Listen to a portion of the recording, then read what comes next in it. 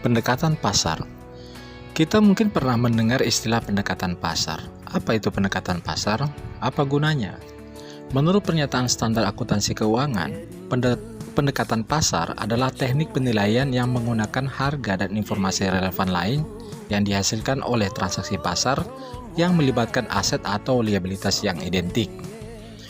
Pendekatan pasar adalah salah satu pendekatan yang digunakan untuk menentukan nilai produk di pasaran atau harga jual dengan cara membandingkan dengan produk serupa yang ada di pasaran. Selain itu, tentunya ada juga pendekatan lain seperti pendekatan biaya dan pendekatan penghasilan.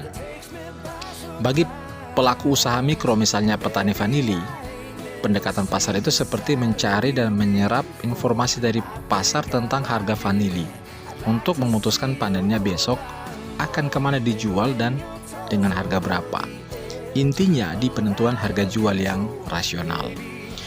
Bagi perusahaan, pendekatan pasar itu sedikit banyak berkaitan dengan persaingan usaha. Mereka mengawali pemikiran dengan melihat pasar terlebih dahulu, kemudian melakukan analisis lingkungan eksternal, dan dengan melihat organisasi yang dinamis, khususnya terhadap kompetitor, customer, supplier, dan produk substitusi, dibuatlah strategi bersaing yang diimplementasikan bagaimana memproteksi pasar dengan cara membuat rintangan bagi pesaing agar mengalami kesulitan untuk dapat memasuki pasar. Penerapannya seperti konsep winning strategies through value creation seperti ini, yaitu dimulai dari melihat daya tarik pasar internasional dan pertumbuhannya, mengidentifikasi posisi persaingan, menentukan strategi yang dapat digunakan secara sendiri-sendiri maupun kombinasi, menentukan strategi bersaing guna menciptakan posisi aman terhadap kekuatan-kekuatan persaingan, dan bagaimana unggul dalam persaingan. Sehingga kalau dipadukan dengan strategi berbasis sumber daya, maka akan terwujud apa yang dinamakan winning strategy through value creation. Bagi negara, pendekatan pasar digunakan untuk menciptakan kebijakan guna proteksi atau mencapai kesejahteraan dengan menerapkan pembangunan berkelanjutan atau bahkan meningkatkan daya saing bangsa. Misalnya kebijakan perlindungan terhadap lingkungan, pemerintah mengenakan biaya beban polusi. Biaya beban polusi adalah pungutan terhadap perusahaan sumber polusi yang besarnya dinilai sama dengan jumlah pengotoran lingkungan yang dilakukan. Nilai harga pengotoran tersebut bisa diterapkan pada diferensiasi pajak terhadap barang berdasarkan efek potensialnya ke lingkungan. Pada industri kertas, untuk menjamin masa depan industri kertas di Indonesia, negara pun dapat mengambil kebijakan berbasis pendekatan pasar dalam jangka panjang. Tujuan dari kebijakan ini adalah mengubah insentif bagi perusahaan yang mengeksploitasi hutan. Caranya, pertama, pemberlakuan forest pricing bagi perusahaan pengelola hutan. Kedua, pemberlakuan sistem kuota pengelolaan hutan. Ketiga, korporatasi Perum Perhutani sebagai holding BUMN dan melantai ke bursa efek. Apa yang dimaksud dengan forest pricing?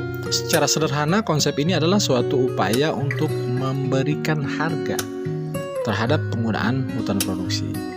Harga penggunaan setiap hutan ditentukan oleh biaya reforestasi dari hutan tersebut per hektar. Semakin luas hutan yang dieksploitasi perusahaan, semakin banyak yang harus ia bayarkan. Sejauh ini dunia internasional menyatakan bahwa biaya minimum reforestasi hutan adalah $1.500 per hektar. Ini sama dengan hampir 22 juta rupiah. Bagaimana harga tersebut diberikan kepada rantai nilai produksi kertas? Disinilah sistem kuota pengelolaan hutan mengambil peran. Kuota di sini adalah saham dari persediaan hutan kita setiap tahun. Ia bisa diperjualbelikan antar pihak manapun yang ingin mengelola hutan, sehingga tercipta suatu pasar instrumen yang merepresentasikan persediaan hutan di Indonesia. Sistem berbasis pasar ini menggantikan sistem konsesi hak pengelolaan hutan atau HPH selama ini.